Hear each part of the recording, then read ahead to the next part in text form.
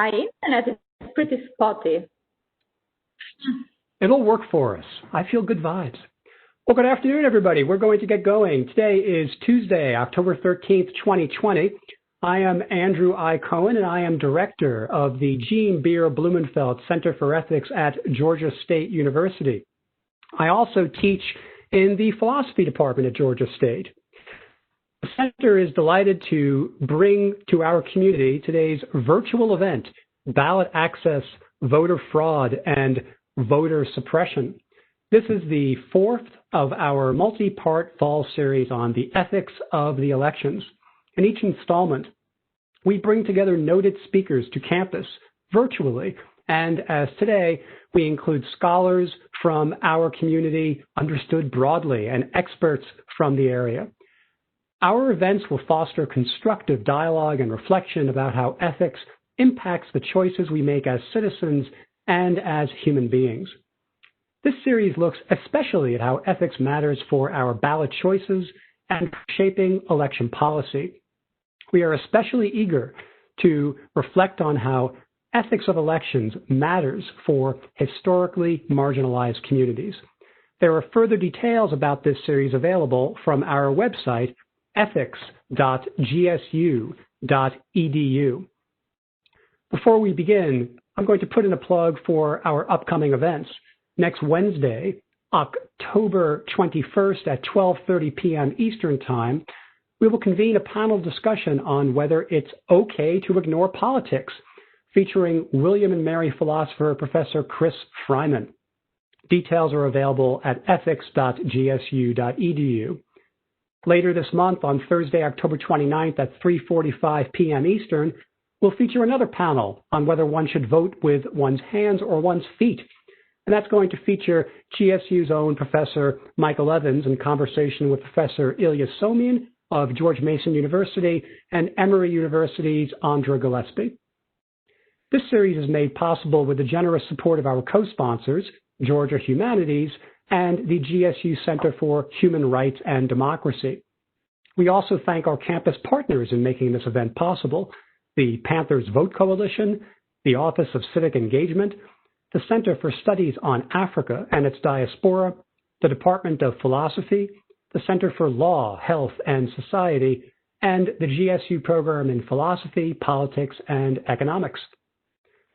In this tumultuous electoral season, we've heard some politicians and media personalities warn of widespread voter fraud.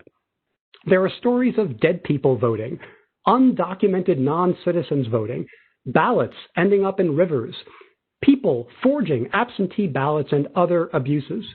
As I understand it, there is no evidence to support the claim of widespread fraud.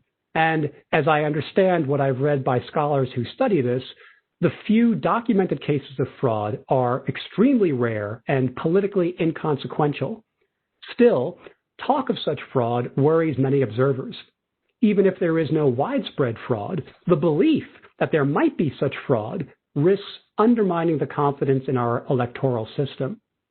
More sharply, though, talk of fraud strikes some observers as a way to discourage voting and as a way of undermining participation by certain sectors of the population. But for our elections to succeed in representing and implementing the will of the people, it seems crucial to get widespread and diverse participation. Unfortunately, as social scientists routinely document, participation is unspectacular and uneven. Different sectors of America and within America participate at different rates. This may produce policymakers and policies that do not respond to what the people want or need. Even more worrisome is that access to the vote is uneven. Here in the Atlanta metropolitan area, where Georgia State University is located, some worry that the number of and hours for polling stations varies from one neighborhood to another. This is a particular problem for communities of color and other sectors of the population who have been or remain at the political margins. They may confront diminished opportunities to find polling spots convenient to their working and childcare obligations. Others worry about what strike them as politically motivated purging of voter rolls and shutting down polling stations. the impacts of these measures sometimes fall disproportionately on Black and Brown communities, and the downstream impacts are diminished access to the vote and diminished representation of the interests of all sectors of the United States. As we've heard, the rate of absentee and early balloting is expected to be at record levels. Worries about the integrity of the ballot count might persist until well after the election, and all this takes place in the context of an especially fractured political landscape where there is diminished trust in political leaders and the institutions that they inhabit. Given the profound influence of political institutions over our shared lives, and given the unequal access to exercising accountability, all of this raises important challenges. It challenges electoral administration, and it challenges the processes by which policymakers oversee and revise how people may vote. It all raises questions about what we as citizens owe to one another when exercising the vote, and what ethical principles should frame policymakers who oversee our elections. Our speakers today will help us to continue a constructive conversation about these themes. Joining us is Professor Thessalia Merivaki, who is Assistant Professor in American Politics at Mississippi State University. Merivaki has published on topics such as election reform and administration, voter education, and related themes. Merivaki's forthcoming book with Palgrave Macmillan is titled The Administration of Voter Registration, Expanding the Electorate Across and Within States. And that book studies in depth U.S. voter registration policies. You can read more about Professor Merivaki at our website, ethics.gsu.edu. Also joining us is Professor Enrijeta Shino. Shino is a political scientist at the University of North Florida. Shino's work focuses on elections, voting, and political methodology. Shino has been published in numerous scholarly journals such as Electoral Studies, Journal of Elections, and the Election Law Journal. Shino also regularly contributes to distinguished media outlets such as the New York Times and the Washington Post. You can read more about Shino's work on the brochure for today's event available at our website, ethics.gsu.edu. Our third panelist is Andrea Young, who is Executive Director of the American Civil Liberties Union of Georgia. Young's work with this nonpartisan organization, boasting membership of over 22,000, is but one part of her career as an advocate for civil and human rights. Young's work has recently focused on uprooting voter suppression, supporting freedom of speech, and advocating for reproductive rights. Young studied law at Georgetown University and, among her other works, wrote Life Lessons My Mother Taught Me and co-authored Andrew Young and the Making of Modern Atlanta. You can read a bit more about Ms. Young and our other panelists on our website, ethics.gsu.edu. The format for today's event will be as follows. Each panelist will offer approximately 10 or so minutes of remarks, and then after that, there will be a conversation among the panelists, and we will then draw on questions from the attendees. Please submit your questions in the Q&A panel. We're going to begin with Dr. Thessalia Merivaki, who joins us today from Mississippi State University. Merivaki will be speaking on the theme of access to elections. Professor, thank you for joining us. Thank you for having me. Hi, everyone. It's very nice to be with you all. An update, the forthcoming book is actually out. It is conveniently displayed behind my back. I appreciate that you mentioned it. Okay, I'll get right to the point. So thank you for the brief introduction about my research and the topics I'm interested in and research. So I will talk a little bit about actions to elections and what my research has shown. And access to elections goes hand in hand with the voter experience. A positive voter experience makes voters likely to participate over and over again. It makes them more likely to be confident that their vote will count, trust the election outcome, even if their preferred candidate does not win. Access is both institutional and informational. So I will spend some time talking about both, starting with the institutional component of access. Voting is a two-step process, as we all know, especially in the United States. To be eligible to vote, one has to register to vote prior. Voter registration is considered one of the most significant barriers to participation, and it is regulated by state law. And what I mean by that, states regulate who is eligible to register to vote, when, and how. Consider two identical voters who are similarly enthusiastic about participating in the election. And we have voter A, who is registered to vote in a state that has online voter registration and same-day registration. And consider voter B, who lives in a state that does not have online voter registration, and that voter has to register to vote within 30 days prior to the election. So no matter how enthusiastic both are, the moment they reside in different states, it gives them different experiences when it comes to voter registration. And these differences are important when we think how campaigns mobilize voters, and that voters usually get excited about voting when deadlines approach or even after the deadline. So immediately they have different access and opportunities to participate in the voting process. Federal laws additionally regulate how states can offer voter registration, starting with the National Voter Registration Act. And many voters have been utilizing voter registration at their local DMV to register to vote. The National Voter Registration Act has some general guidelines as to how states can maintain their voter records, another term that we use for cleaning or voter purges, which is more charged. And they are not allowed, they're prohibited by federal law to remove voters 90 days before a federal election.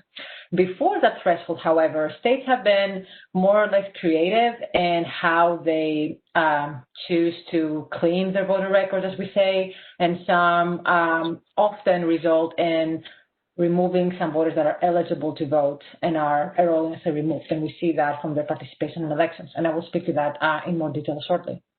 Clean voter records are important for the integrity of elections, but no voter record is truly clean and 100% error-free. And that is because Americans move a lot. They move from one place to another. They often do not update their voter registration when they move to a new place, even if it's a neighborhood down the street in a different county or a different state. And many do think that the registration is portable, and it is not.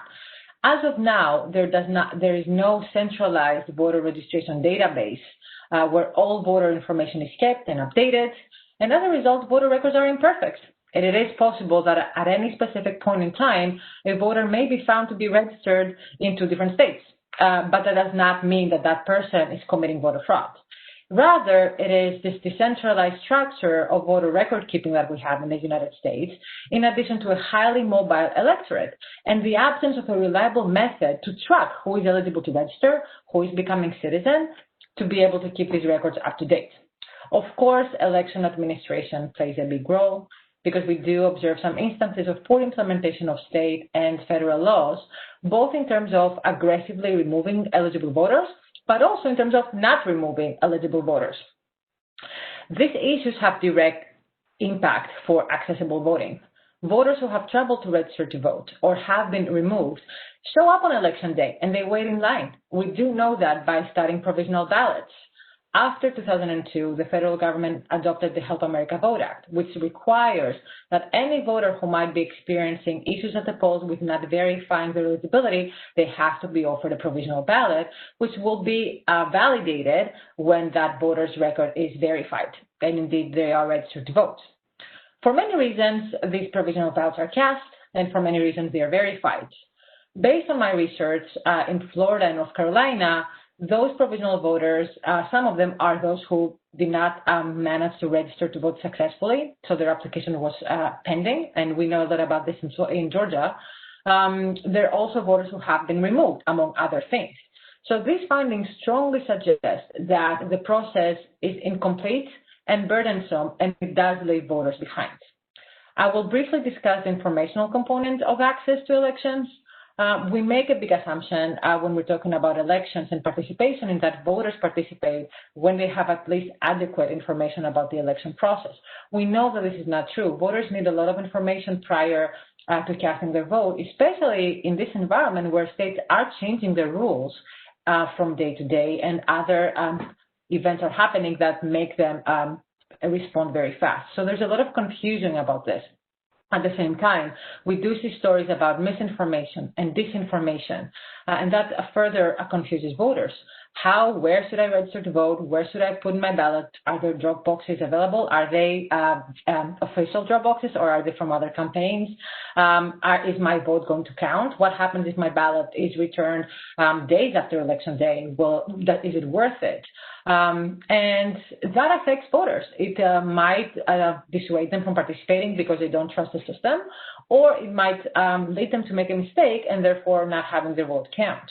And here is where robust voter education from state and local election officials is important, because of all the noise of election information, both erroneous and factual, election officials have the opportunity to control the information flow and provide accurate, reliable information to voters and help them through this process, not only when it comes to election day, but before election day as well, meaning how to register to vote, what is my voting machine going to look like, what should I expect when I go, and am I able to track my ballot? And you mentioned that, Andrew, before. So all of this starts with a robust voter education, and my research shows that this varies dramatically across the states due to lack of resources, lack of staffing, and of course, every state and locality faces unique challenges when it comes to utilizing their tools in terms of educating voters. And at this moment in time, these challenges are very real. And all of these factors, both informational and institutional,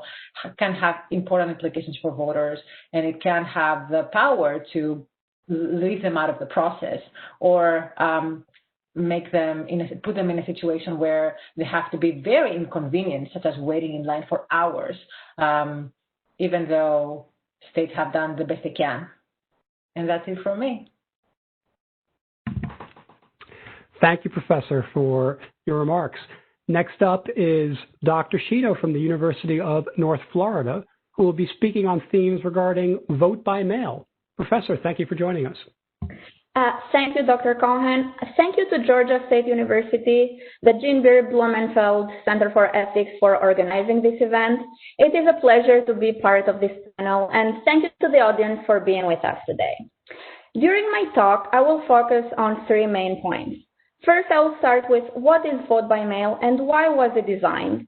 What are some problems of this vote method that we are hearing every day in the news lately? And how has COVID actually affected vote by mail?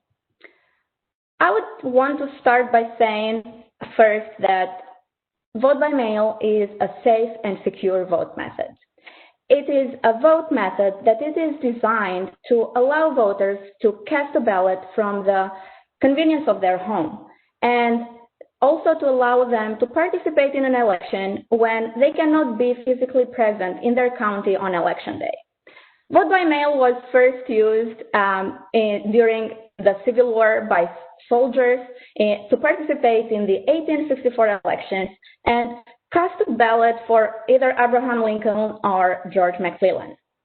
Then in 1980s, we saw that California became the first state to expand vote by mail and allow all its eligible voters to cast a mail ballot for any reason, convenience, even including their own convenience. To date, my research and that of my colleagues as well has shown that the voters who have opted to vote by mail have usually been older, more partisan, and more politically knowledgeable. Vote by mail has increased in popularity over the years, but still it failed actually to increase turnout or either diversify the voter pool. Vote by mail, it is a secure vote method, and as such, there are some safeguards in place to protect the integrity of the election. But in the current elections, we are seeing that the increased usage of this vote method has brought to light some problems with this voting process that we at the states and we as scholars have not seen before. However, I would say that the main issue with vote by mail, it is not voter fraud, as also Dr. Cohen mentioned earlier. The main problem, I would say, are the invalidated ballots, meaning that there are voters who are casting their mail ballots. They are trying to participate in the elections and make their voice heard, but because their ballot contains an error in the way how it is filled or how it is mailed back to the election officials, those ballots are being invalidated and not counting towards the final tally. And my research has shown that the pool of voters who are mostly affected or who have their ballot rejected at a higher rate are young, newly registrants, and racial and ethnic minorities. There are two main reasons why mail ballots are being invalidated. The first one is a missing signature, and the second main one is these ballots are being received after the election deadline by the election officials. We are also witnessing variation in the rejection rates across counties of the same state, but also across states. This makes me believe that the rejection rates are not so much about individual characteristics, even though they do play a role. As Dr. Merivaki said, whether voters are educated enough, whether they know the rules of the vote method, the vote by mail in this case, but there are also some structural designs in place. And by structural designs, I mean there are differences in resources and discretion across jurisdictions that verify these ballots. And sometimes there are also envelope design differences across counties of the same state, but also across states. Right now, we are in the midst of a pandemic, and vote by mail is the safest vote method health-wise. Therefore, we are witnessing record high numbers of mail ballots cast to date for the November 3rd elections, which means that there are many new voters who are voting for the first time, and there are many new voters who are voting by mail for the first time. Therefore, unfortunately, we are expecting to see higher rates of rejected mail ballots than we have seen before. And we have seen that in this primary election season, there were about 500,000 mail ballots that were rejected. Before COVID-19, vote by mail has not been politicized at the levels we are currently experiencing. Every day, there is an increased level of the negative rhetoric, political rhetoric about this vote method, which is making voters more skeptical about vote by mail. And my research has shown some effects of this politicization already, because Republican voters are shying away from reporting that they have voted by mail in the past, and also that they're going to vote by mail in these elections. So this politicization, I think it is dangerous, because it is going to have short and long-term implications. People are voters, and American people, they are losing trust in the electoral system. They are losing trust in vote by mail. And therefore, some might even doubt the legitimacy of the election results on November 3rd if their favorite party won't win the election. We know and we are witnessing all these problems with vote by mail, but states and groups that are fighting for the voters' voting rights, they are taking measures. And there are numerous legal fights that are occurring across the country over the rules and procedures of voting in a pandemic. The latest court battle comes from Texas, which only on Friday, a federal judge blocked Texas governor's decision to have only one ballot drop-off location. And that federal judge deemed this decision as violating voting rights and making it more difficult for the elderly and the disabled voters to participate in the election. But then the very next day, on Saturday, the decision was appealed, and a federal appeals court overruled the Friday decision and decided that governor's decision will stay in place. And Texas is only one example I'm sharing with you today, but there are other similar examples coming out of North Carolina, South Carolina, Georgia, and other states across the country. What we are witnessing is that courts are being wary of changing laws close to an election, or changing laws after numerous ballots have already been cast. Because changing laws or rules right now may confuse voters and election officials who are in charge of administering the process. So the big question is, should we preserve the status quo and keep this structure in place, or try to make it easier for voters to cast a ballot, but more importantly, for their ballots to count? One of the questions that I'm being asked more often these days by different reporters is, knowing these problems with vote by mail, should voters cast a mail ballot, or should they opt for an in-person voting? And my short answer is absolutely yes. Voters should vote by mail. It is a safe and secure vote method. But the caveat is that vote by mail, it is a demanding vote method. And what I mean by that is that voters need to seek information and be educated about the rules that regulate vote by mail in their county and in their state. They should carefully read the instructions that come with their ballot and with their envelope, and carefully fill out the ballot and envelope and mail it back to the election officials as soon as possible. To conclude my thoughts today, I would say that voters and American people should trust the process, because the vote by mail, it is a safe and secure vote method. However, vote by mail should not be a partisan issue. This is a voting rights issue.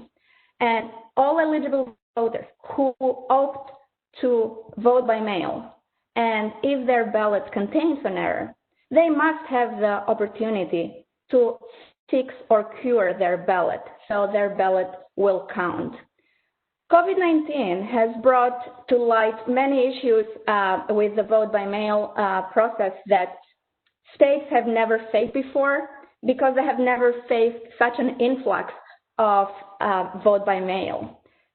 So unprecedented times, I think, call for unprecedented measures, and adjusting laws to ensure a fair process and making it easier for voters to vote and for their ballot to count seems like the right thing to do in a democratic country. So that is all I had. Thank you. Thank you very much, Professor. Our third panelist today is Andrea Young, who is Executive Director of ACLU of Georgia. Young will speak about the work of the ACLU Georgia in ensuring equitable access to opportunities to vote. And we've also got an accompanying slide presentation. Ms. Young, thank you for joining us. Great. Thank you very much, and thank you to all the panelists. Of course, this is a particularly poignant time to have this discussion. Yesterday was the first day of early voting in Georgia, and we saw that when people have fair access to the ballot, they will vote with enthusiasm. And, you know, as many of the examples that were given, we've seen a tremendous outpouring, especially since the June debacle of elections in the primary, of civic participation and civic engagement in making voting work across the state of Georgia, and we've seen people respond. But I think we can't talk about voting in this context and talk about the ethics surrounding voting without talking about the history, particularly in this state where over 30% of the electorate is African Americans, the history of the racially based voter suppression. So the concept of voters at the founding and the paradigm that was set for voting was, you know, free white males over 21, property owning. And in our history, you know, it took the Civil War to at least nominally give African American men the vote. 100 years ago, women, we had to amend the Constitution for women to have the vote, but really it was the Voting Rights Act of 1965, which was the result of an internationally acknowledged national movement. The deaths of 6 people sort of famously as part of the Selma and Montgomery initiative, people like John Lewis and Amelia Boynton being beaten on the bridge, the Edmund Pettus Bridge, in a way that was nationally televised. A president going to the floor of the Congress saying, we shall overcome, and there is no right in this nation that is more important to guarantee than the right to vote. It took all of that to get to the point where African Americans had legal access to the ballot in this country. And so ethically, part of the challenge of the history of Black people in America is to be even included within the ethical framework and the legal framework of citizenship in the United States. And I think we see a persistence of this paradigm that somehow it is not quite right that African Americans vote, and I think that that African Americans in this country have the burden of proof that they are eligible to vote. They have the burden of proof that they are entitled to the ballot, and it's not a given. And I think that the voter suppression tactics that we see sort of take place in that context. Probably because of the 1619 project, I started looking at the genealogical information that I'm fortunate to have about my family. That the first 5 generations of my family in America were held in slavery. And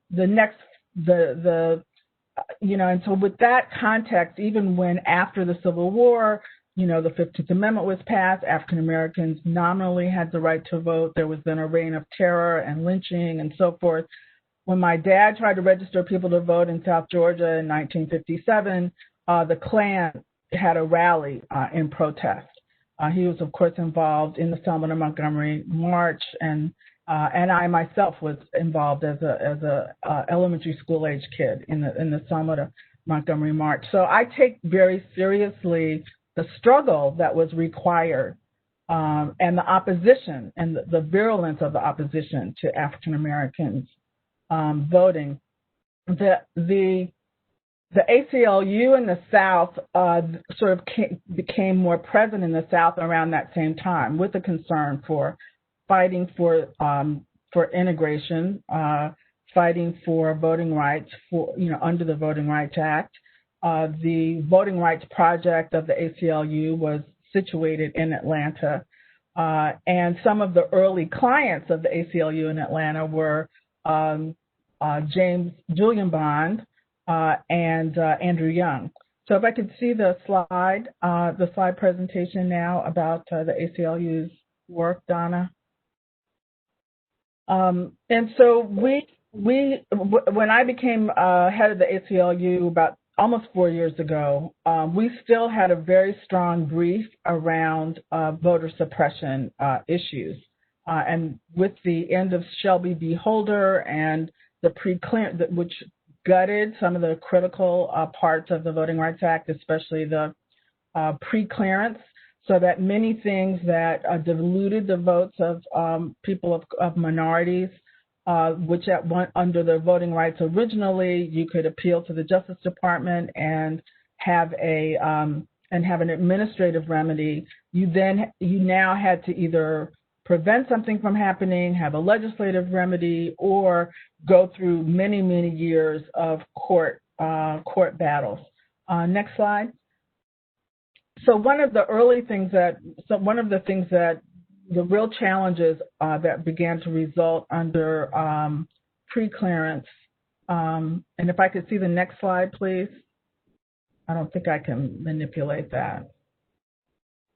Was a battle in Randolph County because poll closures began to be one of the techniques of voter suppression.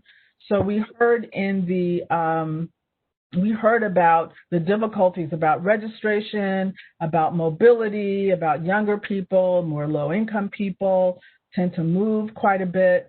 But one of the ways that you get at the super voters is to move their poll. So when I lived in Washington, D.C., I owned a home for 20 years. My polling place never changed for 20 years. Every morning, any day there was an election, I knew that's where I go. I know the people there. There's no issue. What we found since Shelby v. Holder is polls were closed. So over in Georgia, over 200 polls were closed. Am I going to be able to change the slide? We're working on it. Okay, all right. I'll just keep going.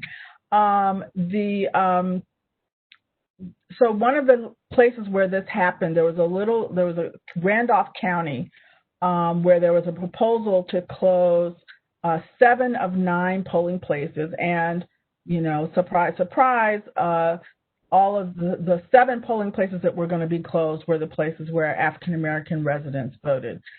Some of those polling closures will result in a 30-mile drive to the nearest polling place in a community that, like most places in Georgia, has no public transportation.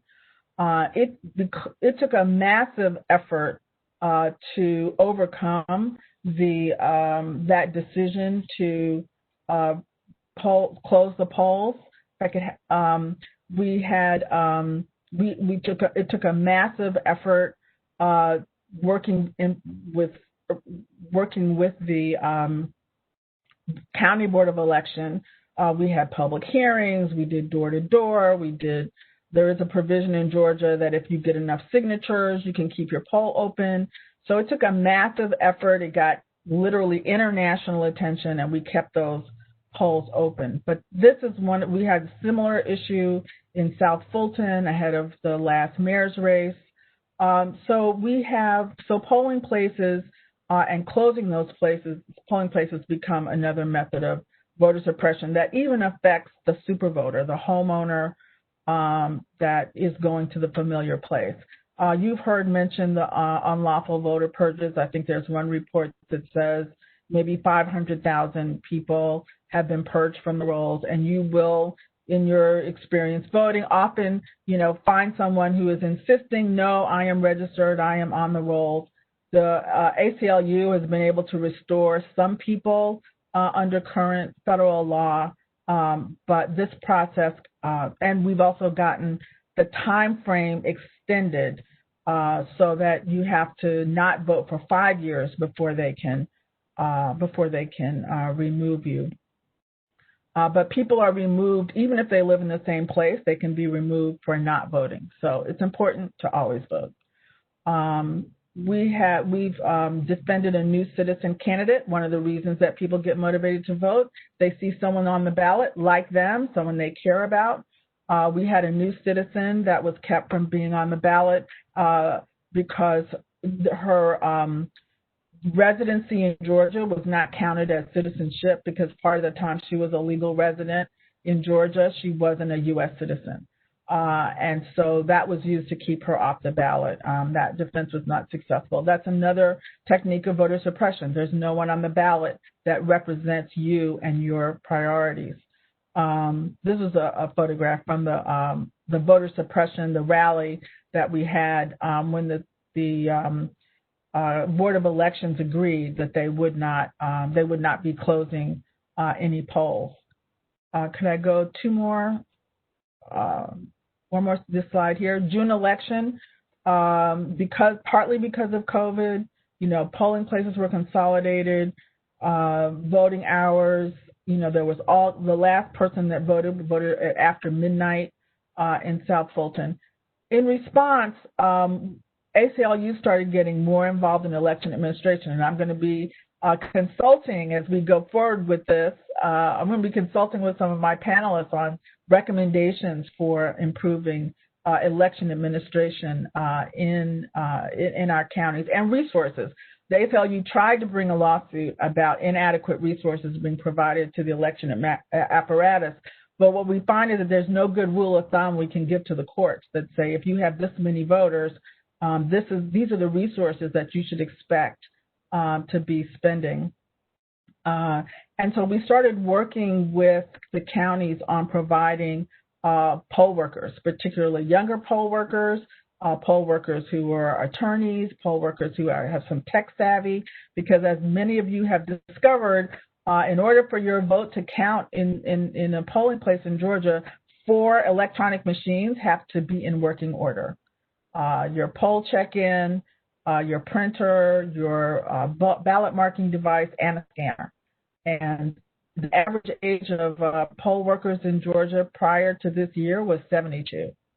So I'll say I'm not the person you call in my office when there's a paper jam, and I think, people my age and older are not the ones you want troubleshooting your electronic equipment. Next slide. And so we started recruiting younger people, lawyers, techies, and I think that was an important thing to do, because I think this is our democracy, and so everyone in the community should be pitching in. I think we've been doing elections as an afterthought, taking our democracy for granted. I think there's a lot more assessment, a lot more discussion now that democracy is a participatory sport. You cannot just sit in the stands with your popcorn and wait to see what happens. You got to get in there and make it work. And the more people that are involved, I think the more trust and belief people can have in the system, because it's not something that other people are doing. It is something we are doing. Everyone in the community, from the Chamber of Commerce to Hands on Atlanta to the Alpha fraternity to a lot of the churches who have opened up their facilities now that schools and nursing homes don't want people in their buildings because of COVID. So I think we've seen a great outpouring of civic engagement, and I hope we will continue to see that, because I think it's elevating the importance of democracy. Next slide. And so we're prioritizing the high volume counties, Fulton, DeKalb, Gwinnett, and Cobb, for recruiting poll workers, helping to educate voters. As you heard, voter education is important. This year in the state of Georgia, there are lots of sources for reliable voter education. Our media outlets, WSB, the AJC, are doing a tremendous job in providing information. Lots of nonprofit organizations, but make sure you're getting your information from a reliable source that cites their research, that documents. If they're telling you something about a particular position, where's the documentation? Where's the vote? What's their source for these assertions? There's a lot of misleading television commercials that are going on. And I think we have really ceded too much of the information process to the private sector. The candidates are doing all of this, are telling you about their opponents, instead of having objective fact finders that are sharing sort of the backgrounds and the positions and the histories of the candidates. Next slide. And so we're doing a lot of work on voter education. We are just encouraging everyone. Our belief is that the more people vote, the better. The more information people have about their ballot, and that democracy requires the participation of all of us. On the absentee ballot question, we did work so that there is a process for curing mistakes on your absentee ballot. The county is required to contact you, and if you're having trouble with that, the ACLU is helping people to get their ballots cured and wants to know if you're having trouble. So we encourage everyone to cast a ballot, because I think the other sort of ethical question is that in a democracy, our leaders have moral authority because we are a democracy. And so if we are not voting, if we are not making sure that we're participating in that democratic process, then we're not fulfilling our obligation as Americans. That with citizenship, with freedom comes responsibility. One of those responsibilities is to be an informed voter and participate in the electoral process. people are using our tax dollars, and everybody pays taxes. If you bought a package of gum today, you are paying taxes. So people are taking your money and they are spending it to do certain things. And if you're not engaged in making sure that you're taking the opportunity to have influence on who those people are and what they do with those resources, then you're not fulfilling your responsibility as a citizen of this country. And of course, with the diversity of Georgia State, America influences outcomes for people all around the world. It's not just what happens here, but we have an obligation also to make sure that our international policy reflects the values that we have. So I believe, that I have an ethical and moral obligation to vote. I vote for my ancestors who were enslaved in Canada's 3/5 of a person and never given the opportunity to influence the country that they were building. I vote for people who were beaten in Selma. I vote for children who are held in cages on the border under this administration, and I vote for my granddaughter who's going to have to live with the country that we are building today.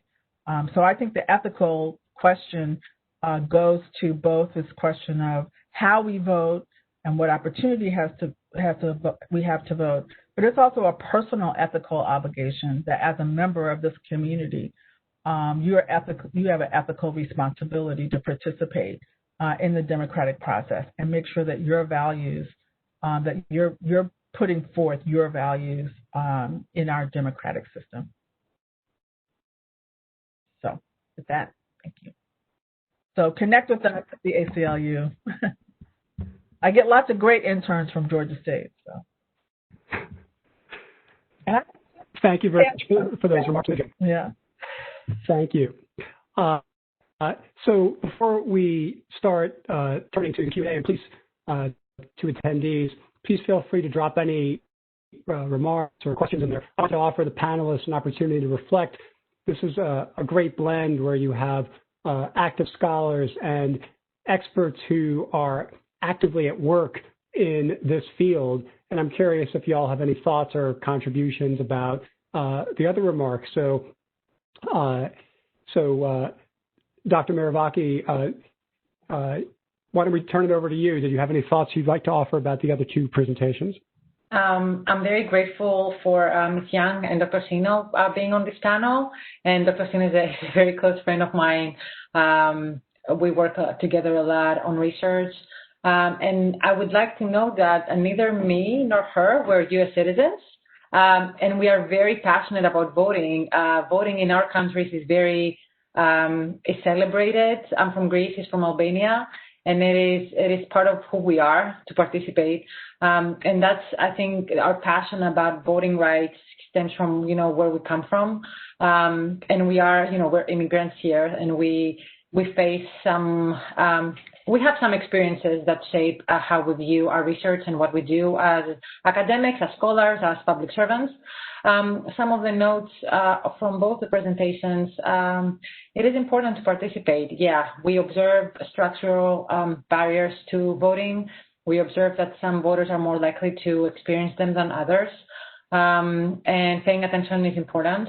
And although things seem very gloomy and COVID makes things worse, there is some light. As Ms. Young noted, we see an influx of poll workers that are young and they want to save their grandma and they sign up to be poll workers. We see more people being enthusiastic about voting, and long voting lines, yeah, they seem problematic, but at the same time, they can be a sign of voter enthusiasm. And this might be an opportunity to reshape how Americans view elections, and it is an opportunity for policymakers to change some things. And as Dr. Shino pointed out, there will be weaknesses, but again, weakness is an opportunity for reform, and that's how it has been over the years. So we have to see this and work together and make the process easier, make it fair, and address systematic problems, but also new problems like massive disinformation. We have to remove that barrier because it is dangerous and it erodes public trust, and that is equally important. Dr. Shino. I could not agree more with Dr. Merivaki and Mrs. Young. democracy, I mean, as Dr. Merivaki said, we are, again, both immigrants here, and we love this country. We came here because of what this country was, what meant for us when we grew up. So, as that is one of the points that Mrs. Young brought up, that these elections, or every elections, they are important, not only for domestic policy, but also for international policy and the standing that America has in the international politics. I think voter turnout in the United States have been lagging behind compared to other democratic countries in the Western world. And right now, there are signs that actually, even in the midst of the pandemic, there is already, the turnout seems to be higher than before. So maybe there are times when people are being motivated, they are being, like, there is a kick that makes them vote. And sometimes, and this is very important right now to talk about these issues. And because talking about the problems we can find ways to fix them. Sometimes I worry when I say record high numbers of vote by mail are being rejected. I do not like to say that. But if we do not talk about this, then we cannot make people understand where the problems are and how to fix these problems. So if we are talking about the problems, this is for the best and for the future to improve the problems. And these states, American states, are facing the record high numbers of mail ballots right now. And they are building the infrastructure, which is going to make voting by mail in the future easier for them. So I think every roadblock, and sometimes this is kind of what we are facing right now, is for the best. And it is for us to reflect and find ways to improve the system. But a democracy, as Mrs. Young said, it rests with us. It rests with the voters. They should make their voice heard. They should participate in the elections. They should cast their ballots, because only that way the policies that are being made are going to represent the needs of the voters and of the population. So I think voting is sacred and should be thought and valued as such. Well, Dr. Shino, we have some questions that I guess, since you've been speaking about mail-in ballots, might be directed to you. One is from an attendee who talks about the role of trust in our current voting, which is something that we know social scientists study in detail. And the attendee notes that she has an absentee ballot and would prefer to mail it, but is no longer sure that she's confident in the post office. So what would your take be on the role of the Postal Service in this situation, particularly in light of what we've heard? So if you're in Georgia, you can take it to a drop box. You don't have to you don't have to put it in the mail. Almost every county has multiple drop boxes. Or return it in person at the election office in your county. So you can do that as well. But given that what we have heard about the delays with the postal office, I would not trust that either. So as Mrs. Young said, drop it off at these legit drop-off locations, or take it back in person to the election office in your county. So I have a question that's related to that, and I'm curious what all the panelists might think about this. I've read a bunch of articles, such as in the New York Times, where some op-ed columnists have said, in light of everything that has been going on, if you can do it, go vote in person. And I'm wondering what y'all think about that, because the idea seems to be that would, I suppose, reduce concerns about the vote. And a bunch of y'all are suggesting, no, it's actually not a bad thing. There are devices in place to go ahead and do that. Curious if you have any thoughts. So the interesting thing, I mean, in Georgia, and of course every state is different, that my recommendation has been, this was not the election to vote by mail for the first time. We tried to encourage people to vote by mail in June. practice, get to, because it is a little bit like filling out one of those sweepstakes forms. We also, with the Secretary of State, to reduce the number, the information that people had to fill out, so you have fewer chances of making a mistake. It used to require a date. Sometimes people would put their birth date. Sometimes people would put the day's date, and that was a reason that they were rejected. But we do have a system where you can request your absentee ballot on an electronic portal, which reduces the chances that there'll be a mistake in the address. Return it by a drop box in all but 60 counties, and so you really only have one trip by the mail, which is from the Secretary of State to your house with the ballot. I've been voting by mail this, and you can check it on an app to make sure that it's been accepted.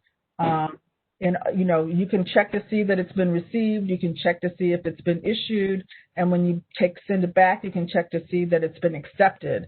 And so we actually do.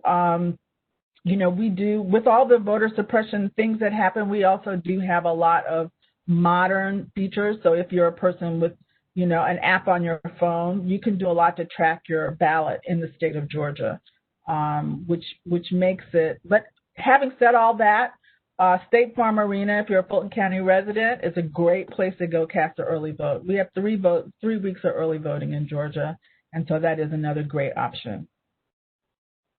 I would like to note that it should be the voter's choice on how they want to cast their ballot, and they should have all the information they need to make the decision. They should not have to trade their health for the security of their ballot. And yes, some do vote in person because they feel they want to see their ballot being cast and feel confident that it is properly cast and will be counted. But at the same time, there is lack of uniformity on what precautions the polling places can take and whether they will have enough poll workers who are trained enough to service these voters.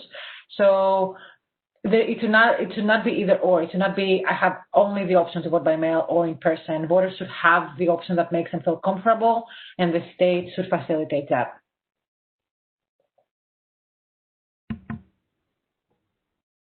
Thank you, Professor. And to Dr. Merivaki, one of the remarks that you made was quite intriguing, and we'll Q&A in a sec. Was the idea that nothing in the electoral process is 100% clean. I wonder if you could elaborate about what the metric of cleanliness is, and if it's something that we should aspire to.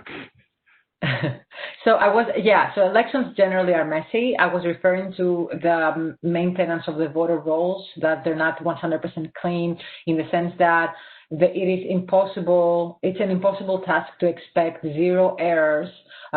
There will be typos, there will be duplicate registrations. Voters might be submitting registration applications twice, and their name might be different, and they might be, twice added in the voter record. So that's what I mean.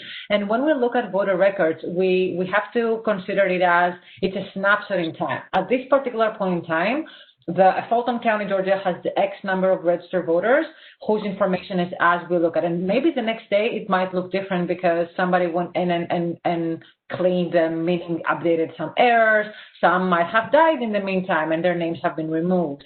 So that's what I mean by clean. When it comes to the whole election process, it is I don't want to use the terms clean or dirty, but it is messy because it involves humans. There are a lot of factors that can play in, and unforeseen catastrophe. We have seen hurricanes.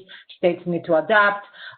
Candidates might die. Poll workers, are refusing to show up. Polling places close down. So we need to adapt. But the question is, to what extent, how much does this messiness inconvenience voters? And when that happens, that's when we become concerned and then start thinking about, has this been intentional? And why? The big question, even if it's not on the surface intentional, why does it affect specific voters every time? Ms. Young, one of the things that you were flagging, as well as the professors, was talking about how the process for election administration is very much decentralized. And I'm wondering if some of the arguments that you all have raised are part of the story. We might say that there needs to be more federalization or nationalization of this entire process, so it's not so decentralized and left to the particular jurisdictions. Well, yes. I mean, the decentralization, is a challenge, and it's decentralized not only within the state, not only among the states, but within the states. So in Georgia, you have 159 counties with different levels of resources doing election administration and, varying amounts of support from the Secretary of State. And there has been, we have a federalized system. So, under the Voting Rights Act and under the National Voter Registration Act, there have been incentives for states to do things like motor voter. So one of the big improvements and one of the reasons that voter registration in Georgia continues to grow, we are a growing population, is that when people move here and they get for those people who use a driver's license, when they register to get their driver's license, they are also offered the opportunity to register to vote. One of the things we have worked on, though, is that as has been pointed out, people who may be disproportionately poor or people of color in things like, welfare offices, food stamps, when you're applying for S-chip, they don't necessarily get the same automatic offer to register to vote. So citizens who are engaged, with state government don't get the same level of engagement and opportunity and encouragement, frankly, to register. And many of those folks don't necessarily, have cars and driver's license. So that's one of the things we've been looking at to see how can we get some of these offices where people apply for support, that they get the same opportunity to register to vote that people get when they fill out a driver's license. Is there, for Professors Shino and Merivaki, who come from other lands, are those areas more centralized, and is there less of certain problems as a result of the greater centralization in those jurisdictions? In my country, Albania, it is centralized, but it is also a smaller country, so it is easier to manage. I cannot really make a comparison because they're like comparing apples and oranges, because Albania is so small, and also, it is centralized there, but it took some time to get to the system that we have now in Albania. And so, but in the United States, even though things are not perfect, things are working well for the most part. So, I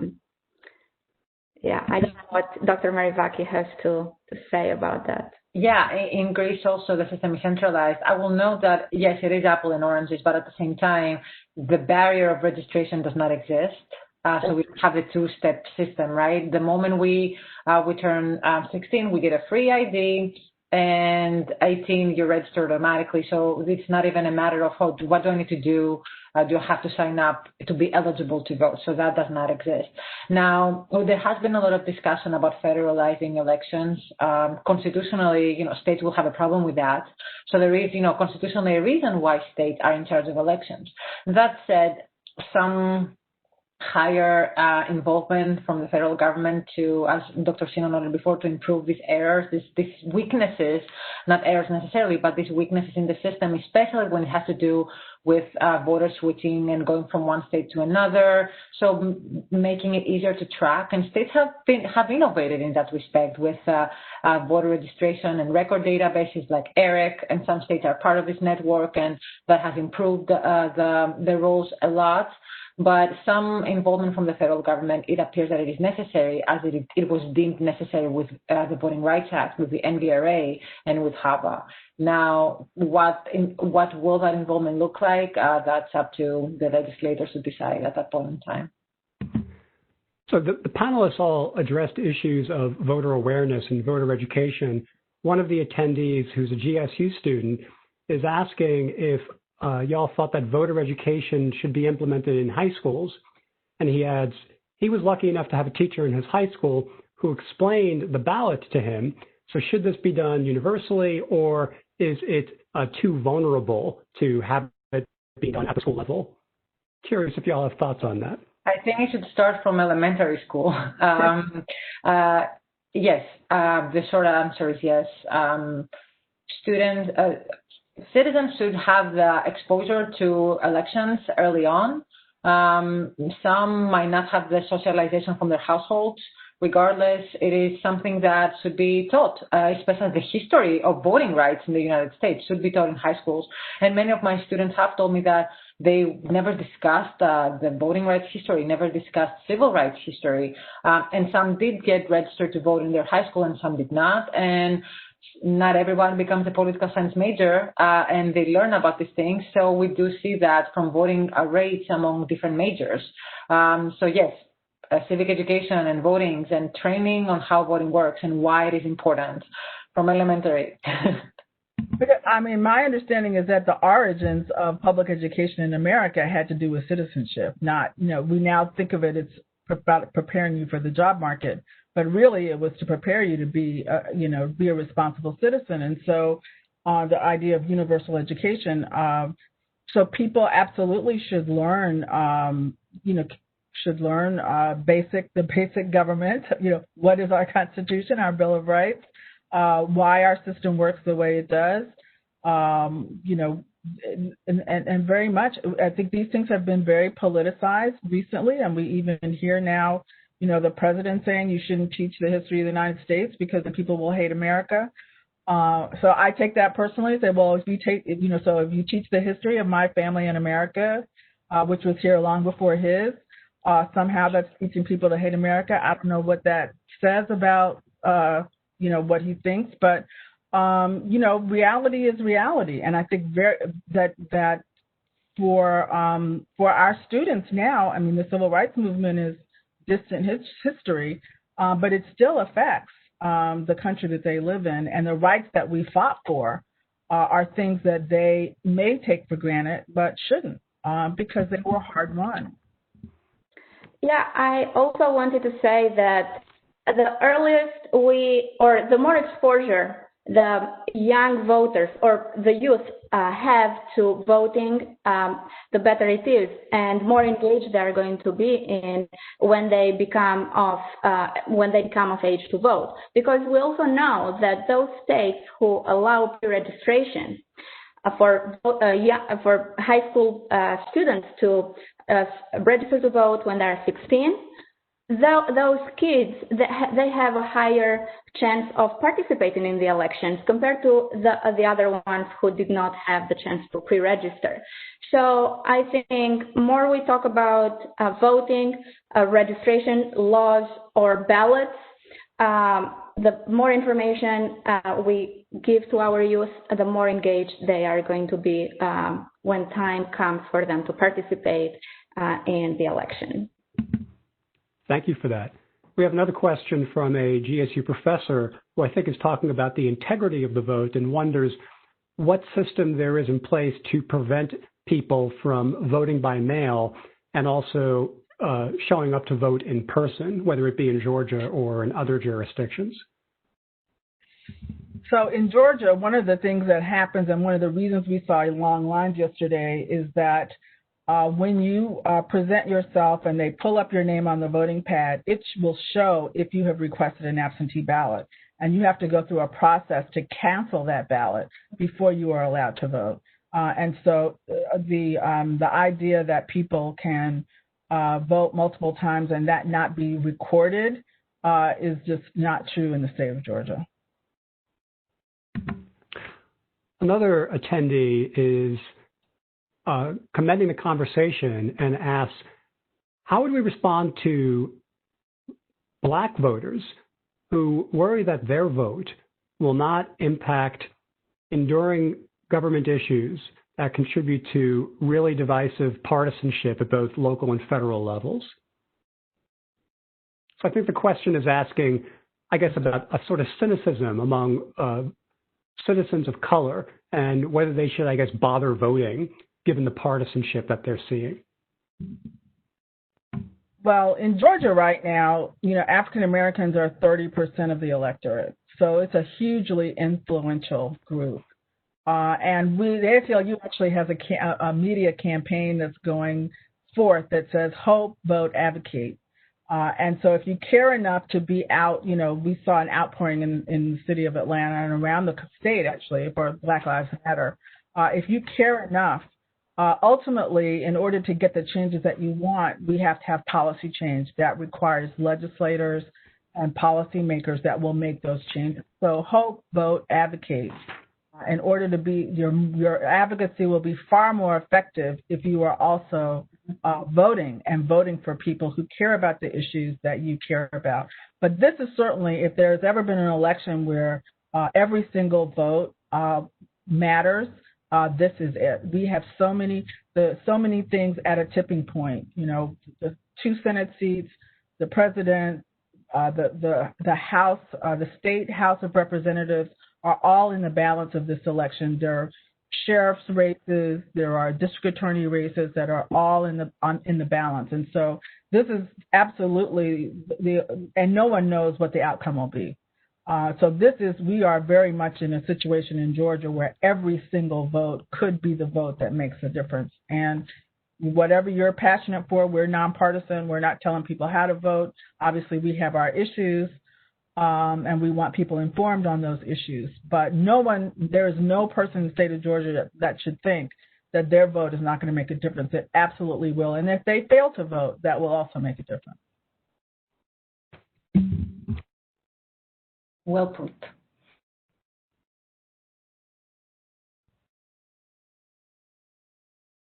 We cannot hear you. Wow, I thought I would never do that. Sorry about that. Curious if you all have any thoughts about the process of partisan electoral administration. I mean, we see this in terms of the drawing of district boundaries as well as decisions regarding polling place location and hours.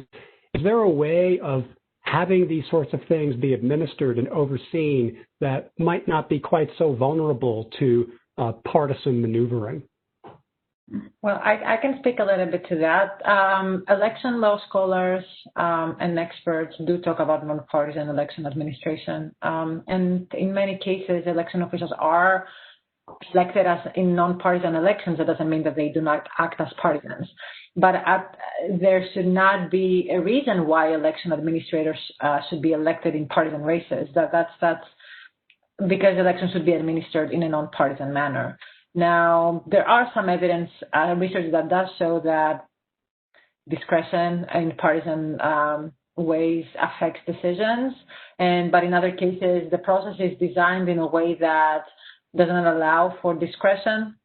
But bottom line is that at minimum, we should foster a system where administrators are, at least if they're elected officials, they do not run with the party line. Well, we seem to be running out of time, and I'd like to extend my sincere thanks to our panelists today for continuing the conversation about the ethics of elections. And let me again remind viewers that details about future events in our series are available at ethics.gsu.edu. The next event is going to be coming on Wednesday, October 21st at 12:30 p.m. Eastern Time, featuring William and Mary philosopher Professor Christopher Fryman, who will argue, perhaps not to the delight of our panelists today, it's okay to ignore politics. Fryman will be facing some critics from Georgia State University. And let me also remind attendees that the events that we have, such as today's and our previous ones, are all being recorded, and they will be made available for free from our website, ethics.gsu.edu. Ms. Young and Professor Shino and Merivaki, thank you all for joining us. My thanks to the attendees, and we hope you all stay well and stay safe. Thank you, everyone. Thank you for having us. Take care. Thanks.